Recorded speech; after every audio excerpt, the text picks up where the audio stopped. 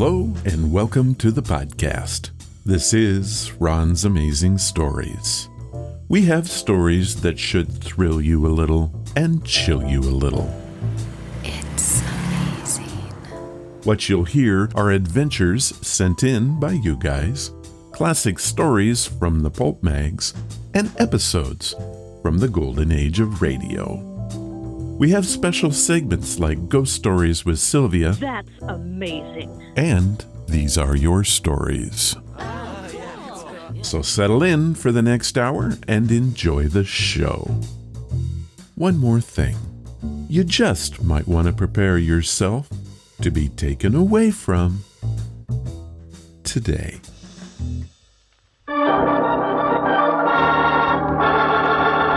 Another 5-minute mystery.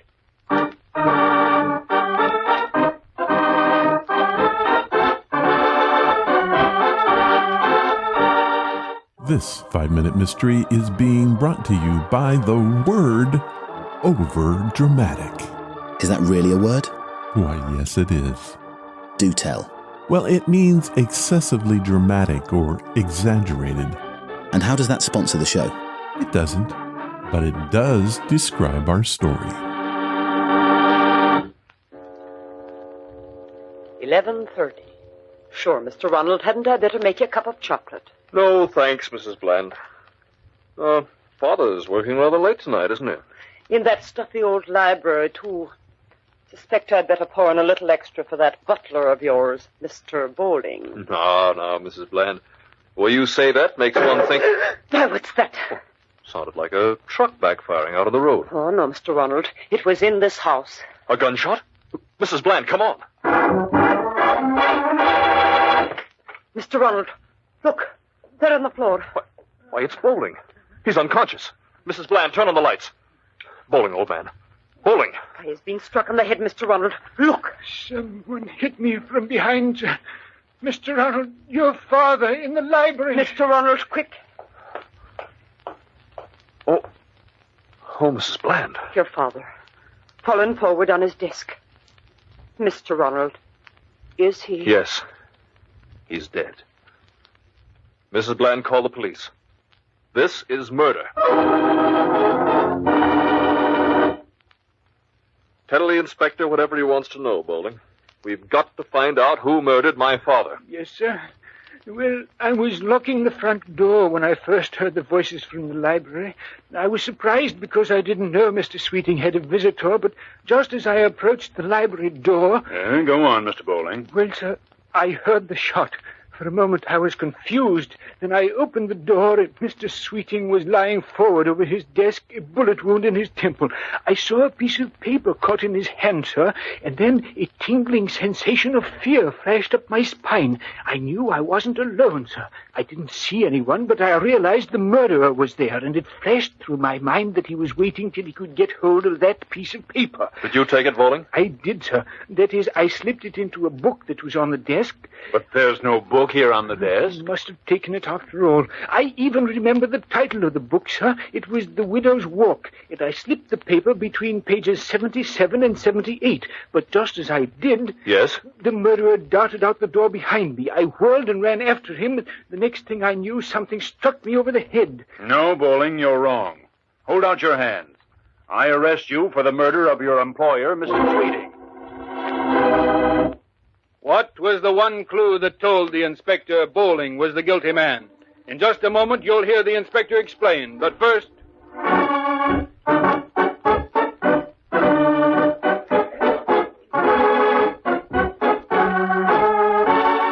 I have to wonder why Bowling killed the old man. I'm sure you do, but it's the book Widow's Walk that interests me. The 2020 novel by Wendy Webb. Yes. How did they know about it in the 1940s? Perhaps a time distortion, or maybe the old man was a theoretical physicist. Dealing in alternate dimensions? Of course. BG, I think you solved this one. Is it me, or is our organist playing overdramatically? It's not you.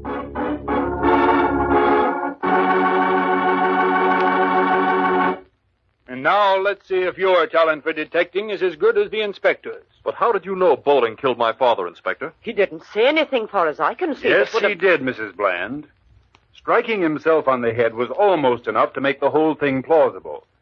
But he said one thing that told me he was lying. You see, it's impossible to insert anything between pages 77 and 78 in a book, because odd-numbered pages are always on the right, even ones on the left. 77 and 78 are actually the same sheet.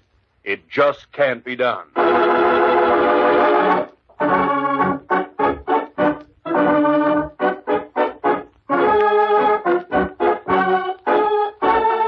Dang, foiled by physics. What are you babbling about? Well, if the old man was a theoretical physicist, theoretically, he could place the note between a single page using a quantum interpolator. Did you just make that up? Me?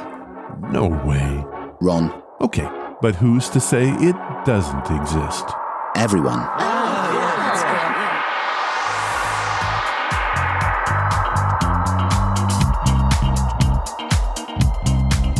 Is that you say? Hello, and welcome to the podcast.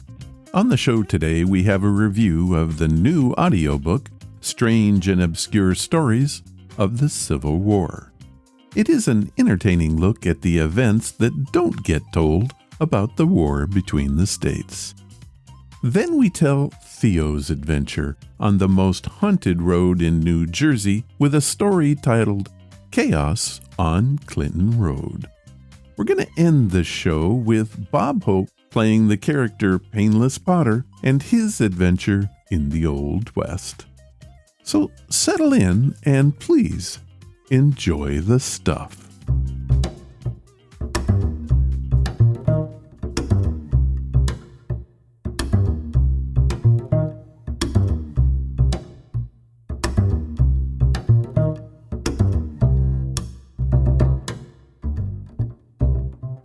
Today's podcast is brought to you by Audible. Get a free audiobook and a 30-day free trial at audibletrial.com/Ron's Amazing Stories. As I've said so many times on the show, I love looking at history, but not just any type. I like to read and review the strangeness that occurs and the humorous side of it. Hence, our audiobook review for today, Strange and Obscure Stories of the Civil War by Tim Rowland. The book consists of rarely told, funny, or bizarre tidbits from the era.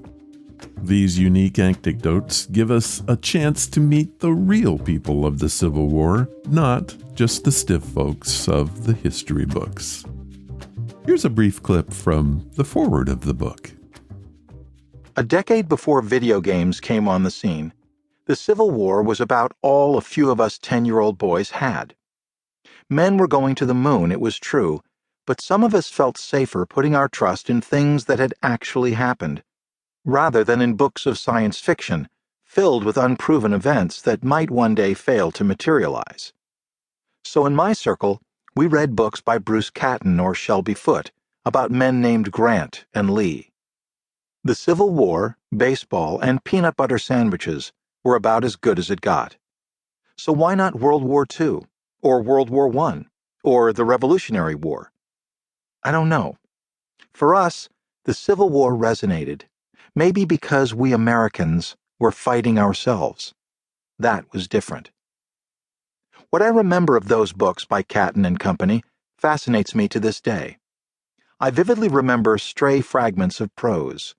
Lee loved his Texas troops, and Grant arriving on the scene, riding furiously in his mud-spattered pants. But I remember remarkably little of the actual battles that were exhaustively depicted, page after jelly-stained page. Today I understand why that was so. I was fated to grow up to become a journalist with no skill at remembering names and no talent for numbers of any sort.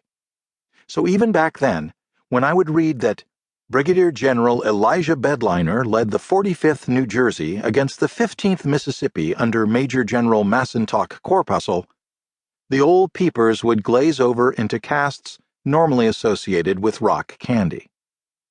Had I stopped to think about it at the time, I might have surmised that in life I was destined to be a color analyst, seeing that I had no ability at calling the play-by-play.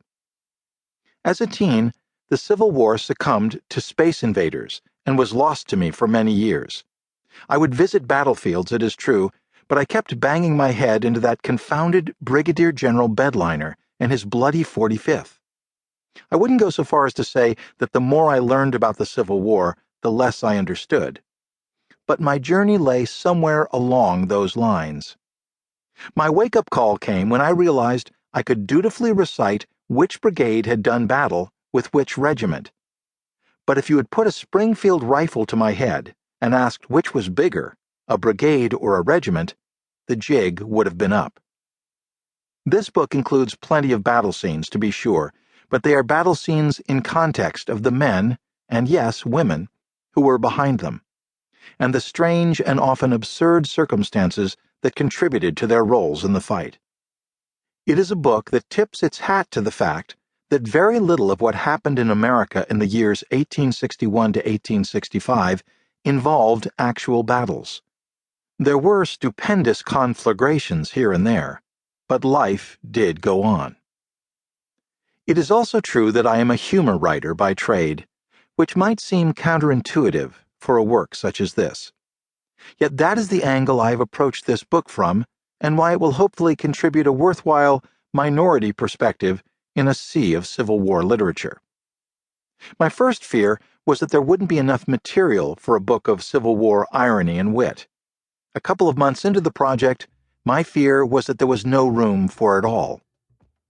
So many aspects of this war were just so damn strange. Strange and Obscure Stories of the Civil War is an entertaining look at the events that you don't get told. You know, the misadventures or funny stories that you don't read about in history books. While the stories in the book are factual, Rowland's background as a humorist makes them fun to hear. Fred Sanders, the narrator, his performance is graceful and interesting, and his pace relaxed. Together, Rowland's quirkiness and Sanders' elegance make this an audiobook appealing to more than just this Civil War enthusiast. Here's another example from the book.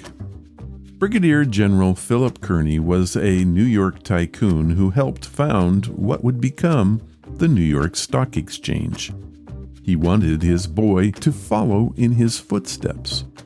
The younger Kearny decided his call was to be a force on the battlefield. So, despite a law degree and the huge inheritance that awaited him, he joined the military and studied cavalry tactics in France. His dashing figure in the saddle earned him the nickname Kearny the Magnificent, probably because he rode with a pistol in one hand, a sword in the other, while holding the horse's reins in his teeth. This habit proved useful after he lost his left arm in the Battle of Vicksburg, because he was able to continue to wave his sword with all the menace to which he was accustomed to, while still guiding his horse. There are many other stories in this book that await you. It is well written and researched, and it's easy to listen to. This is a great book for the Civil War history buff or those hunting for a smile. And if that appeals to you, head to audibletrial.com/Ron's Amazing Stories, and you can have it for free. Here is what Audible has set up for us. They are offering a free audiobook and 30 days to give you the opportunity to check out the service. You can stream or download thousands of included audiobooks, podcasts, and Audible originals in the Plus catalog. There is so much to do at Audible that you'll never run out of content. So, to download your free audiobook today, go to audibletrial.com/Ron. patreon.com/Ron's Amazing Stories. Thank you, Audible.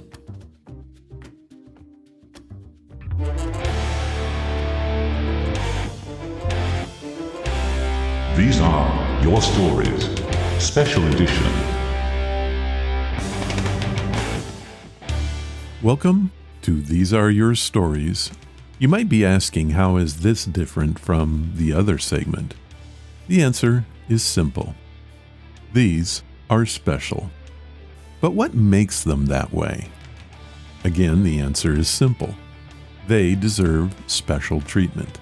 It may be the content of the story or how the story was obtained. Or it could be that the storyteller himself or herself is actually here in person. No matter the how, why, or where, what you'll hear in this segment is gonna be special. Our story for today comes from Theo Glynn. He is from Cherry Hill, New Jersey. Most of the stories that we get on the show are single events. Theo's tale gives new meaning to the phrase, "a creepy night in the woods." I think you're going to agree. Theo has titled his story, Chaos on Clinton Road. Hello, Ron.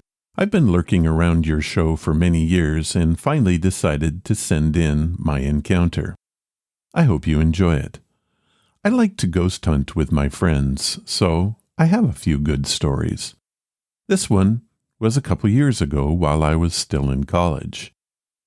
I worked as a janitor at a local high school in South Jersey on the night shift for some extra money. Unfortunately, the hours meant that I really didn't get to have a life during the week. But you do what you have to do. I got a call from my ghost hunting group on Friday before I headed into work saying that they were going to explore Clinton Road. It's known to be the scariest stretch of road in New Jersey. Obviously, I couldn't go, so I told them to let me know how they made out. Later that night, I get a call from them in a panic saying that all these crazy things happened to them. They threw coins over Ghost Boy Bridge, and the things came back. A ghost truck was following them, and they all had the feeling of being watched. I thought they were just hyping it up because I missed out, and I didn't believe them. So it was decided that we'd all go back the next night. Something I would regret for the rest of my life. Since we lived in South Jersey, Clinton Road was a bit of a drive for us, about 2 hours. That meant there was plenty of time for us to get all hyped up and spooked out. I can only describe myself as the big guy in the group, being 6'5", 260.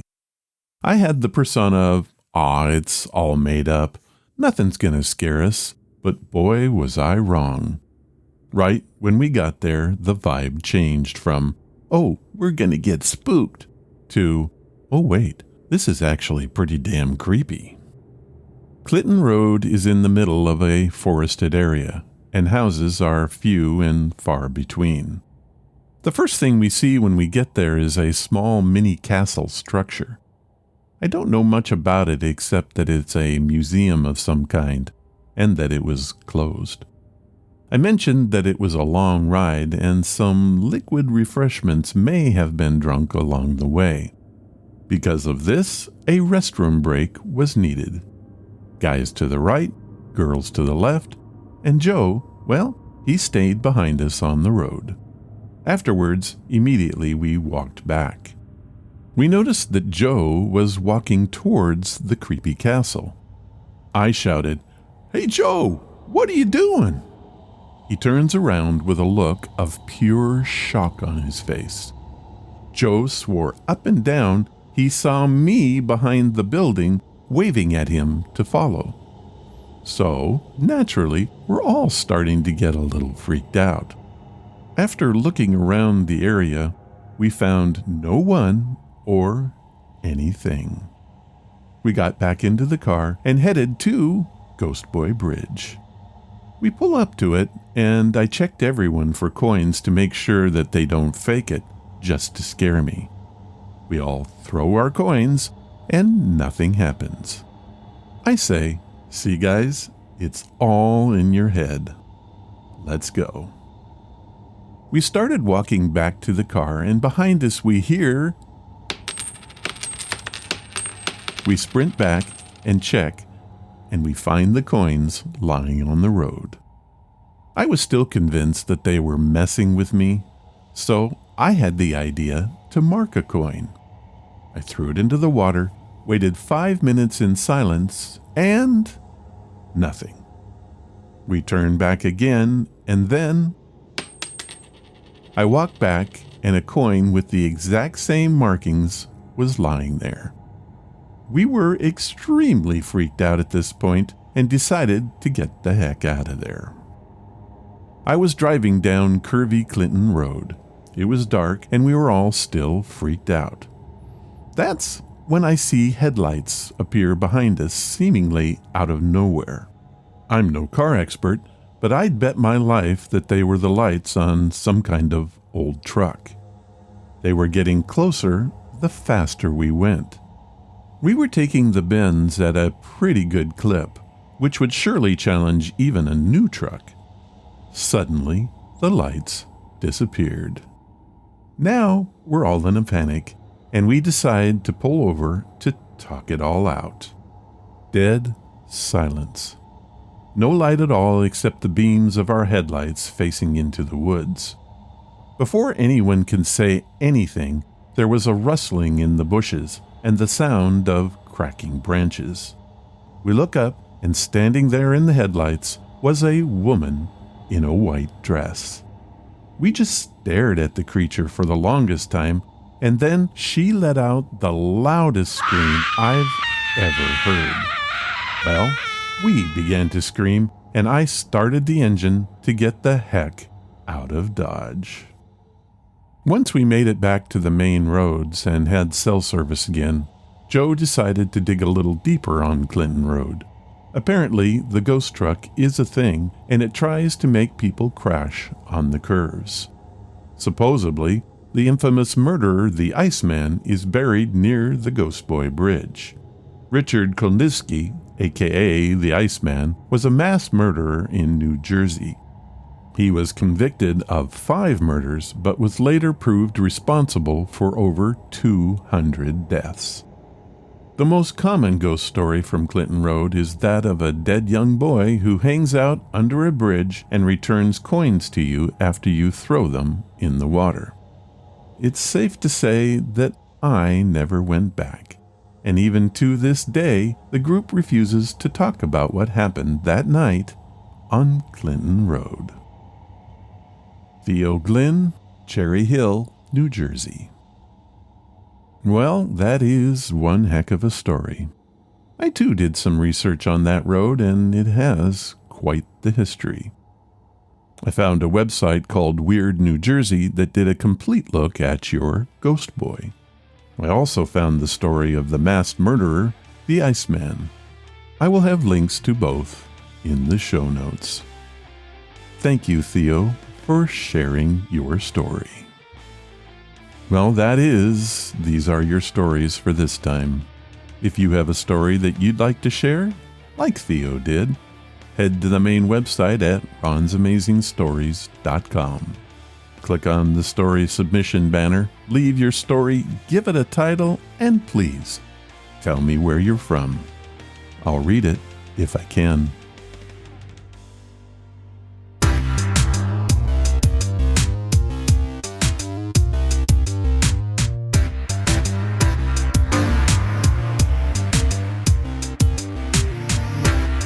Our featured story comes from the OTR series Screen Director's Playhouse. You've probably noticed that we've had a few from the series lately. That's because I'm making my way through the surviving shows on the Internet Archive. There are about 120 of them available, and with the exception of very few, they're all pretty darn good. Something I've not done very much on the show is play comedies. I don't really have a reason for this, it's just a fact. However, one of my favorite comedians from the past is Bob Hope. His timing and delivery of jokes and one-liners is nothing short of amazing. The last time we had Bob on the show was episode number 203. We had one from NBC Theater called The Ghost Breakers. A very funny story, so I thought it was high time that we had him back. What you'll hear today is an adaptation of his movie, Paleface. It is a 1948 comedy western film directed by Norman Z. MacLeod and starring Bob Hope as Painless Potter and Jane Russell as Calamity Jane. The film was a major hit, and of course the Screen Directors Playhouse had to adapt it. It first aired on March 3rd, 1950, and I think you're going to enjoy this one.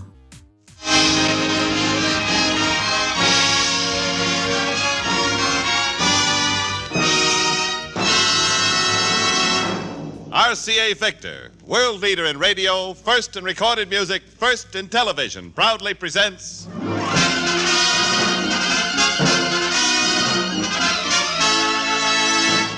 Screen Directors Playhouse, stars Bob Hope, Jane Russell, production The Paleface, director Norman MacLeod.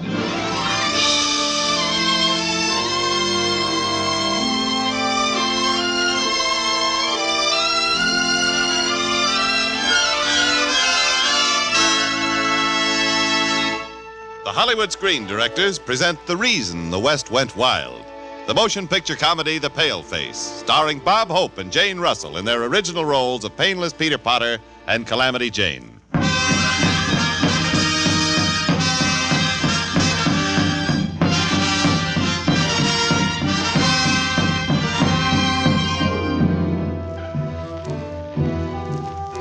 It's the Old West. The rootin', tootin', shootin' Old West. And there's trouble in the Indian country.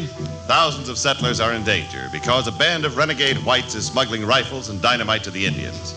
In desperation, the governor has sent for the one person who might seek out the ringleaders, the famous two-gun frontier gal, Calamity Jane.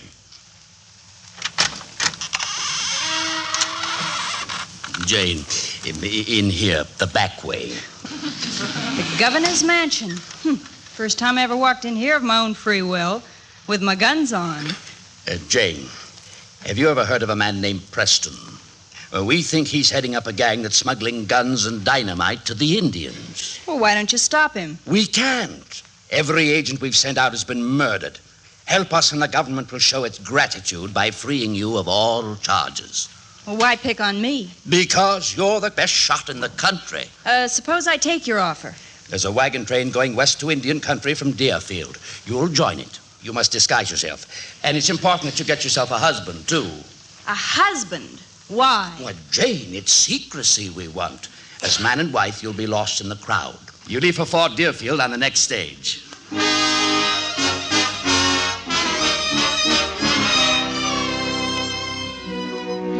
So, Calamity Jane, in disguise, heads for Fort Deerfield to get her man. But somebody else in Fort Deerfield gets his man, too. It's Painless Peter Potter, the dentist. Yes, sir. This will be the first tooth I ever pulled in Fort Deerfield. You ever pulled him anywhere else? Why, of course, my friend. Can't you see my sign? Painless Peter Potter. I pull teeth without pain. They wouldn't let me play this part till I left Pepsodent.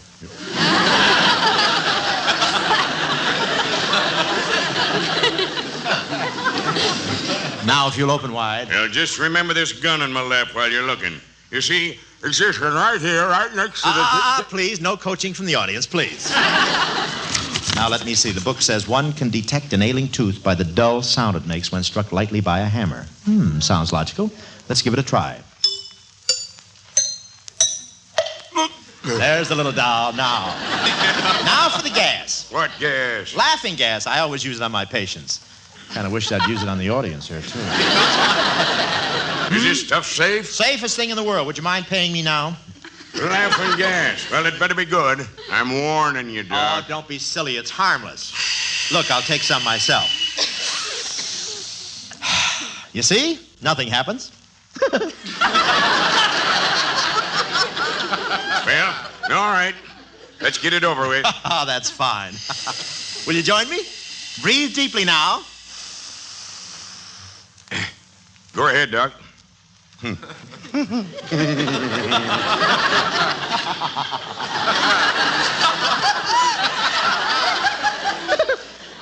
Open wide now. Steady. Steady now. That is your tooth, I think. Just look at that. Hey, I struck gold. Oh, gold. That's my inlay. You pulled the wrong tooth. Well, what do you know? You got a hole in your head. I ought to put one in yours with a bullet.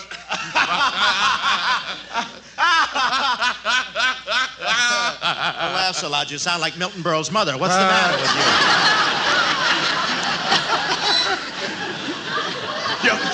You yellow-livered coyote. I'll give you 15 minutes to get out of town. Last town, I got 20 minutes.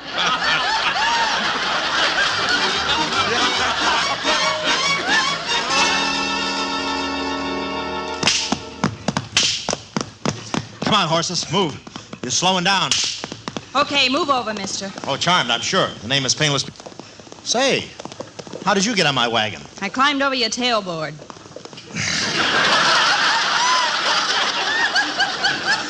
Please, this program goes through Pasadena.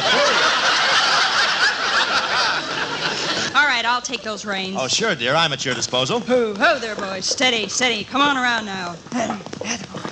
I gotta join that wagon train. The wagon train's heading for Indian country. Well, you're not afraid of Indians, are you? Are you kidding? I lost my scalp on them last year. Cleveland tribe. Give me those. Give me those reins. I'm heading back home. Come on, boy. Oh. Now make up your mind, kid. You going with me? Mister, you got yourself a traveling companion. What's your horse so excited about? That wasn't the horse. That was me. Well, do we keep traveling? Yeah, keep traveling. Keep them lips coming in the same direction. Closer. Hey, what have you got your gun in your hand for? Well, this? What's in case somebody tries to interrupt us? Oh, okay. I'm puckering up. Kiss me.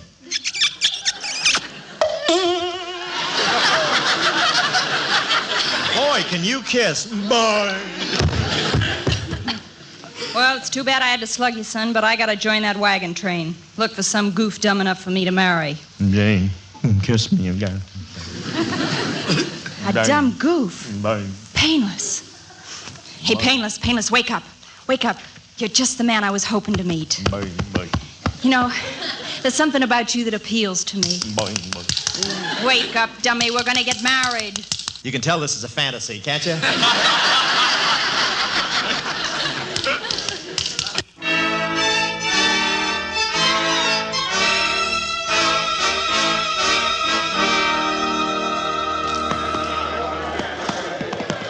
Well, we got married just in time. That wagon train's all ready to start. Don't forget, Painless, you promised to love, honor, and protect me. Yeah, let's do it in the order named, huh? Folks, now we're going to start moving. Everybody follow the wagon ahead of them. Don't want nobody taking a wrong turn, because we're in Indian country. Indian country? Look, Jane, do we have to go? Now, darling, listen, you were going to kiss me, remember? Yeah, it's my scalp versus your kisses. Come on, kiss me. Now. Just call me Baldy.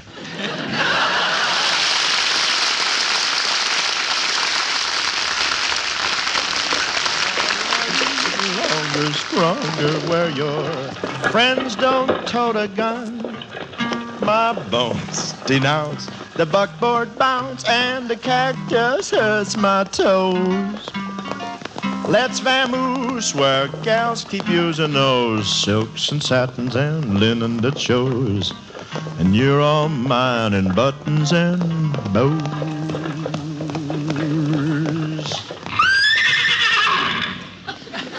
Is that an opinion?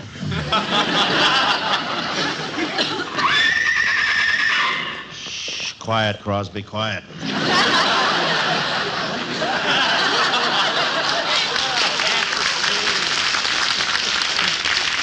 Can't you see she's sleeping? Not anymore, I'm not. You just woke me up. Anyway, I better stay awake and... Hey, it's night. Where's the wagon ahead of us? Wagon? Ahead of us? Tarnation, you lost the wagon train. I did not lose the wagon train. They lost me. Now we're in for it, stupid. Alone in the Indian country. You're not alone. I'm here. How can you tell?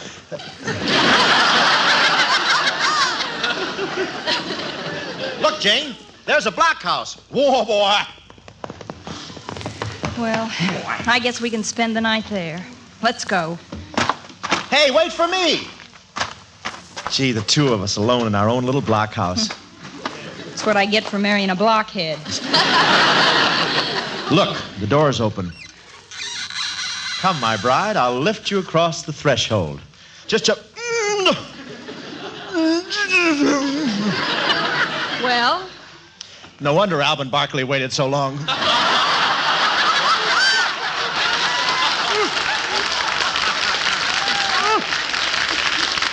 Well, here we are, alone at last. Painless, would you get me a drink of cold water, please? Yeah, well, water? Cold?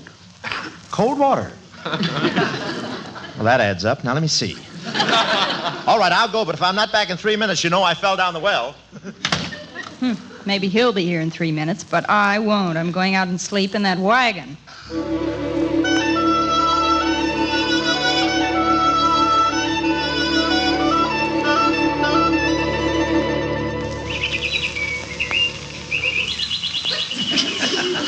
Sounds like Arthur Godfrey's backyard.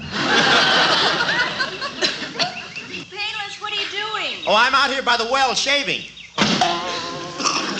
I cut myself. Shaving too close. I'm certainly a nervous wreck. I'd better... Well, look what's here, an arrow. I wonder who shot it. Now, that shouldn't be too hard to figure. Who shoots arrows? Cupid? No, it couldn't be Cupid. William Tell? No, that's silly. Indians. Yeah. India? Hey, open up! Hey, over here!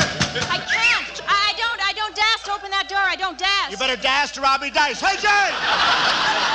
Jane, they're hitting me with arrows. Where? I don't like to say, but if I cut my suspenders, my pants will stay up. Open the window, please. No, it's too late. I can't. Honey, you're too young to be a widow. Listen, I'm throwing a couple of guns out there for you. You grab them and take care of yourself. All Get right. some cover. Get in that barrel. Wait a minute, that's a pickle barrel. I could end up with marinated hips. Wait a minute. Guns, here they are. Get in the barrel. There. There you are. Hiya, bud. What's new? Gotta get hold of myself. Imagine talking to a pickle. Shoot? How do you do it? Guns? I hope they're loaded. I wish I was too. Darn it, why didn't I pay attention during those Hopalong Cassidy pictures? They're rushing us, Painless. Oh, they're attacking. Boy, if these were water pistols, I'd drown them to death. Might as well shut my eyes and shoot. Hey, I got one. Let's try that again. This is more fun than canasta. All right, Redskin, Painless Peter Potter has the range. Take this. What do you know? 3 Indians with 1 bullet. Shoot arrows at me, will ya? That thinned him out. Here comes the last one. Boy, gun's empty.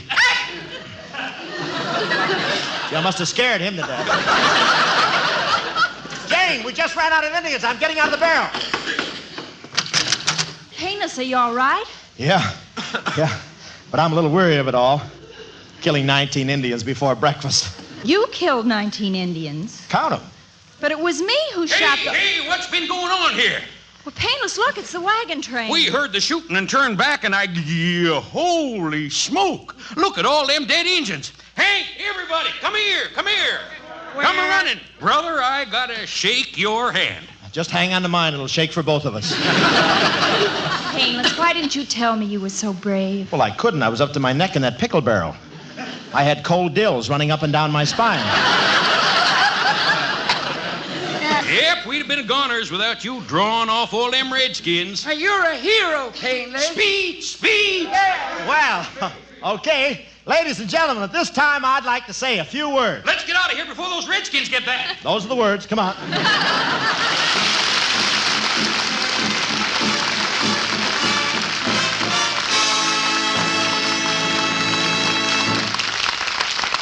You are listening to the Screen Directors Playhouse production of The Paleface, starring Bob Hope and Jane Russell, and presented by RCA Victor.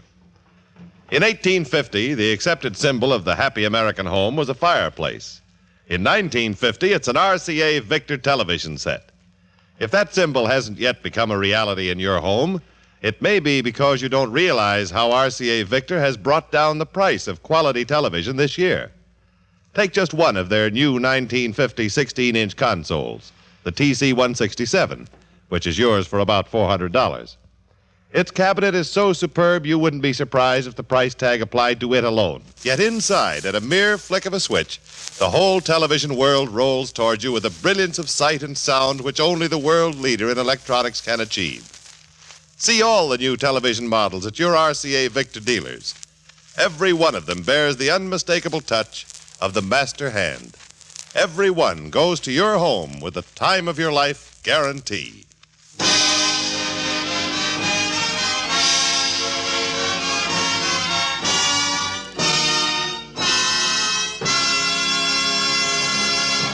Now, back to the Screen Directors Playhouse production, The Paleface, starring Bob Hope and Jane Russell in their original roles of Painless Peter Potter and Calamity Jane.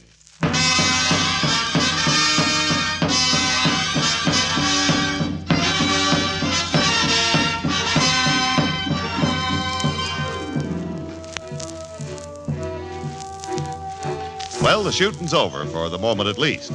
Painless and Jane have rejoined the wagon train and moved on triumphantly to Buffalo Flats. And, of course, Painless is still unaware that his wife is none other than two-gun Calamity Jane, a government agent tracking down a gun runner named Preston. In the saloon at Buffalo Flats, all is gaiety. And our dauntless dentist is the hero of the hour. Okay, set 'em up. Everybody in the house. This here's another round on me. Bartender. Celery tonic for everybody. Set 'em up. Oh, Mr. Painless, you're wonderful. I sure would be proud to claim you for a friend. I should say not. I'm a married man. But keep after me, though. Underneath it all, I'm a cad.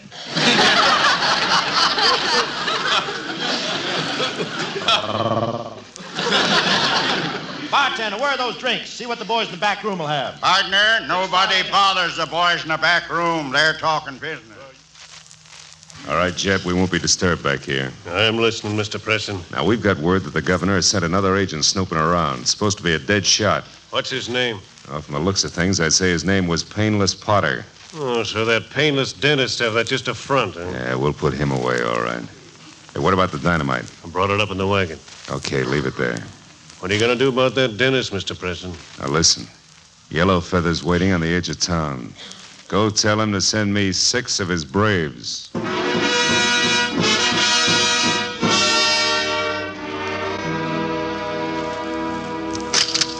Here it is, Janie, our own private room.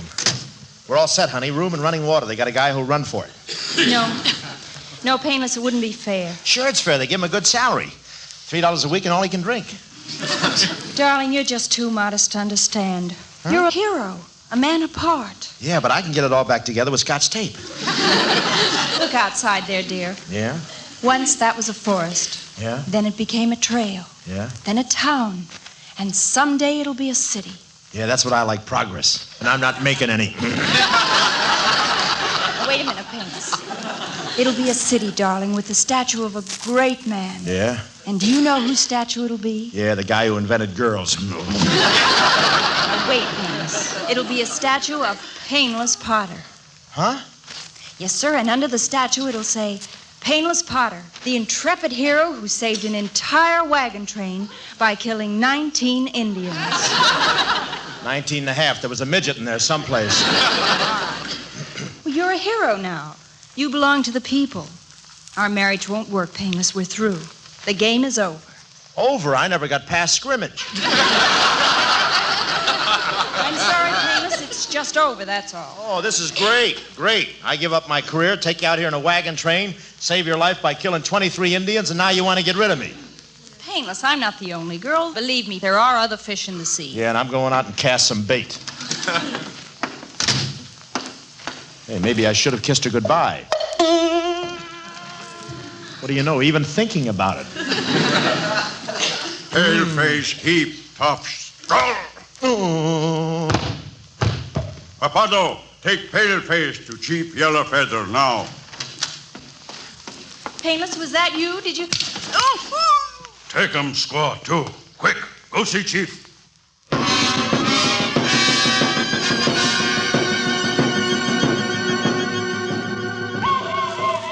Boy, the accommodation in this Indian camp are sure crummy.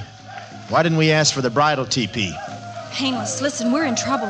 Bad trouble. Yeah, I don't understand why these guys are so mad at me. I guess it's time you did know, Painless. You're in this mess because a renegade named Preston mistook you for somebody else. Who? Me.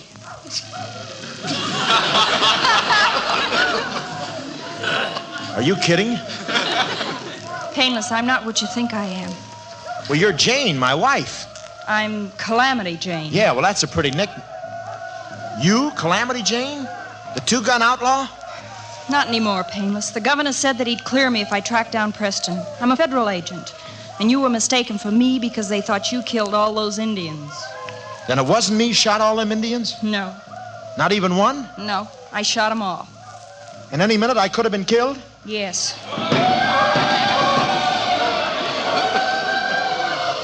They're selling a lot of Pontiacs today.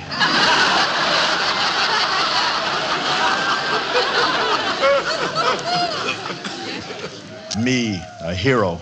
I bet I sure have been handing you a laugh. I'll tell you what they ought to write on that statue. Painless Potter, poop head of the Pecos. Painless. What now?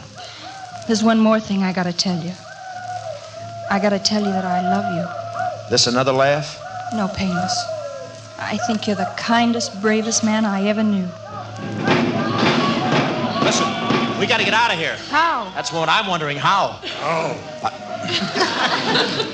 Jane, it's the guard, Wapato. That's our chance. You palaver him, I'll sneak up behind him and conk him. Go ahead. All right. Wapato. What White Squaw want? White Squaw won't talk with Indian brave. White Squaw like big, strong men. Wapato big and strong. Wapato weak when White Squaw talk. Boy, can I kiss. Come on, Jane. I'll take his knife and cut the back of the teepee. Let's go.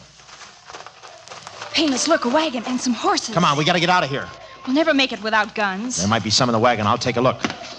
Hey, and I'll unhitch the horses. Gee, it's awful dark in here. Can't see a thing. I better light a match.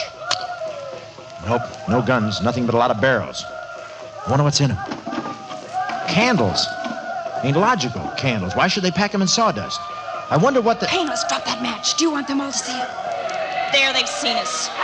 Yellowfeather, they're escaping. Oh, that must be Preston. We'll have to run for it. Come on. I'm coming. Jump on that horse. Hey, wait a minute. That horse's harness is still hitched to the wagon. That's my garter belt. Come on, let's go. Go, boy! They got the horses off the wagon. Get after them. We gotta get them. Hola. Come on, if they get away, we're all... Wait a minute, the wagon. Something's burning in there. The dynamite.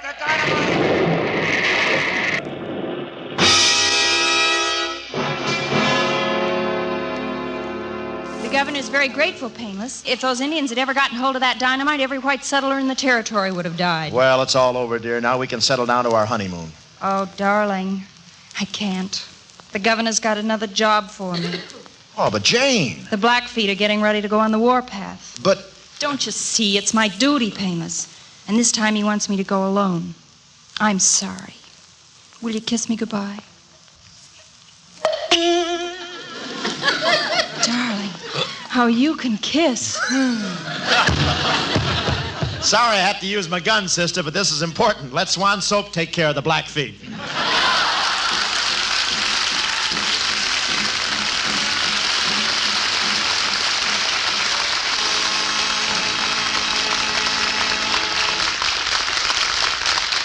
You have just heard the last act of The Paleface. Our stars, Bob Hope and Jane Russell, and our guest screen director, Norman MacLeod, will be with us in just a moment. Next Friday, a great dramatic star brings one of his most powerful performances to the Screen Directors Playhouse. Our story is Portrait of Jenny, and recreating his original role will be Joseph Cotton, with screen director William Dieterle. Now, here again are tonight's stars, Bob Hope and Jane Russell.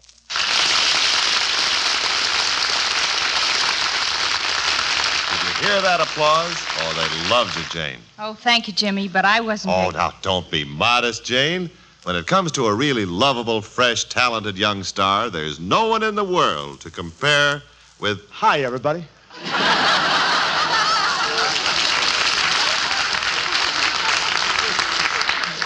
Look, Bob, if you don't mind, Jane happens to be one of Hollywood's leading fans for RCA Victor's 45 automatic record changer and records. And I was hoping to get her all to myself to discuss them. Well, you were hoping against hope.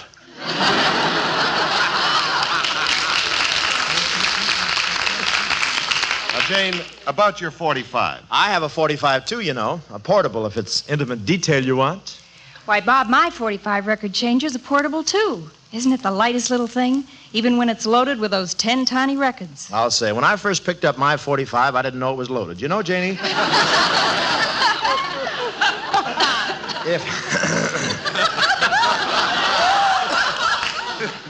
If we should happen to meet on the lot someday, both of us carrying our 45s, we could make beautiful music together. In fact, even without our 45s. What first attracted you to the 45, Jane?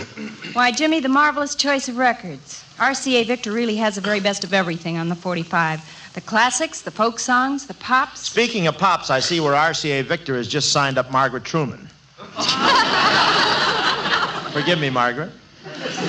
The trouble with Bob is, Jimmy, he's jealous because RCA Victor never asked him to record for them. Yeah, Jimmy, I could make a great 45 record. On one side, I'd revive my first giant song hit, Thanks for the Memory, for people to send in with their income tax checks. And on the other side, Bob, you could say thanks to RCA Victor for bringing the finest recorded music within everybody's reach, even kids.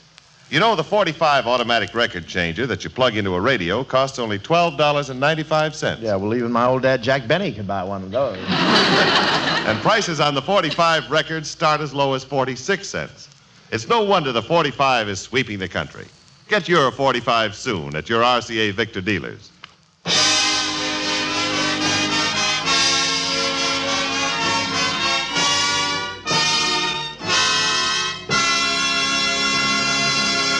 Jane, gal, I hear tell we've got us a real live director here tonight. That's right, partner. We got him hog-tied, hornswoggled, and ready to be branded. Well, let's run him out here, huh? Ladies and gentlemen, Jane and I want you to meet the director of The Paleface and the creator of such grand films as Topper. And The Secret Life of Walter Mitty. And Pennies from Heaven, starring a pooped-out prop boy named Crosby. Our director, Norman McLeod.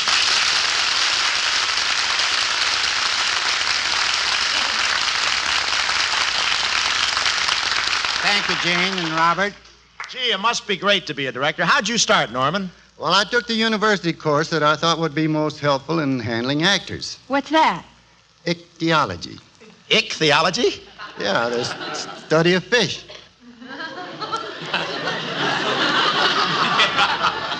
I'm not sure, but I think I've just been insulted.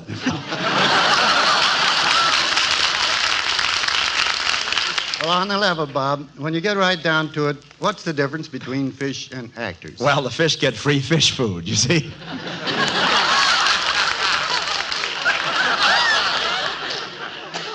And fish don't have directors. Yeah, that's where we have it, all over the halibut. Both Jane and I know, Norman, that with you calling the shots, we're pretty safe out there in front of the cameras. Thank you, Bob. Imagine a director of fish expert. Now I know why that Crosby picture he made was such a success.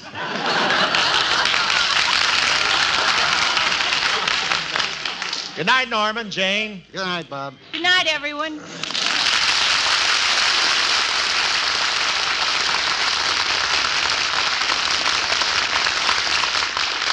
And good night to you, Bob Hope, Jane Russell, and Norman McLeod.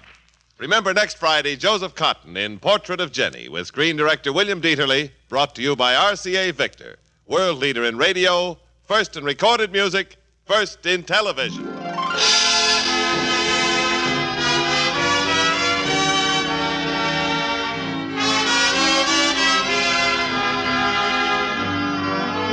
The Paleface was presented through the courtesy of Paramount Pictures, whose current release is the Hal Wallace production Paid in Full, starring Robert Cummings, Lisbeth Scott, and Diana Lynn. Bob Hope appeared through the cooperation of Lever Brothers, and his current release is the Paramount picture The Great Lover. Bob Hope and Jane Russell are currently appearing in person at the Paramount Theater in New York. Jane Russell can currently be seen in the Howard Hughes production, The Outlaw, an RKO release. Norman MacLeod's next Paramount release is Let's Dance, starring Betty Hutton and Fred Astaire. Portions of tonight's program were transcribed. Original music was composed and conducted by William Lava. Screen Directors Playhouse is produced by Howard Wiley with dramatic direction by Bill Karn. This is Jimmy Wallington speaking and inviting you to listen again next Friday when RCA Victor presents Screen Directors Playhouse, star Joseph Cotton, production Portrait of Jenny, director William Dieterle.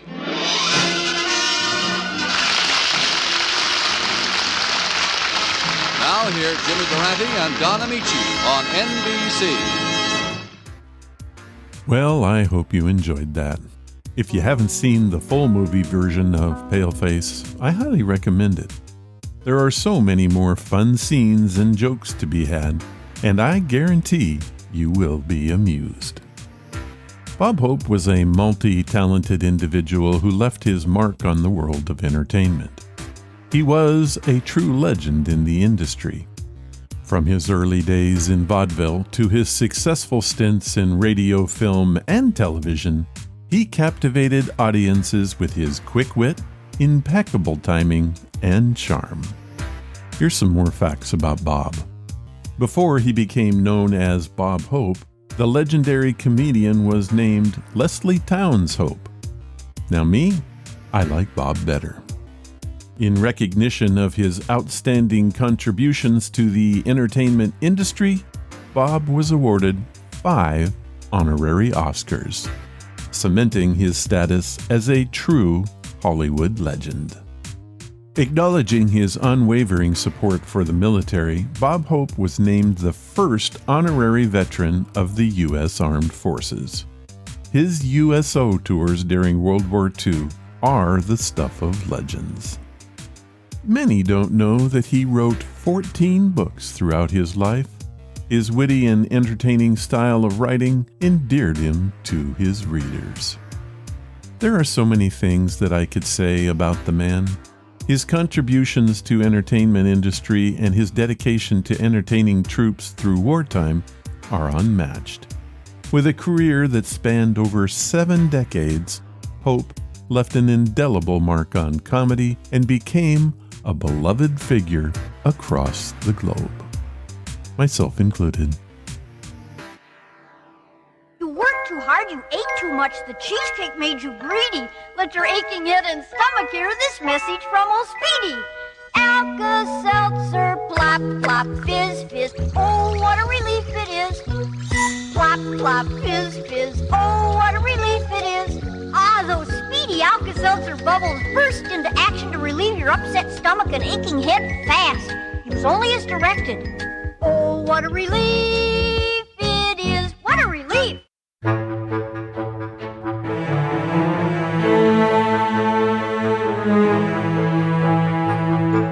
That was episode number 637, and I want to thank Theo Glenn for his story today. Also, I want to remind you, if there's a story that you want to hear on the podcast, please let me know via the website comment section. If you want to follow the podcast or the blog, head to ronsamazingstories.com. There you will find any of the links I mentioned and how to contact us. Do you want to help the show? The best thing you can do is to tell your friends all about it, and please leave reviews or feedback wherever you listen. Clicking that follow or like button helps us grow. Thank you for listening, and I hope you come again to find out what are Ron's Amazing Stories.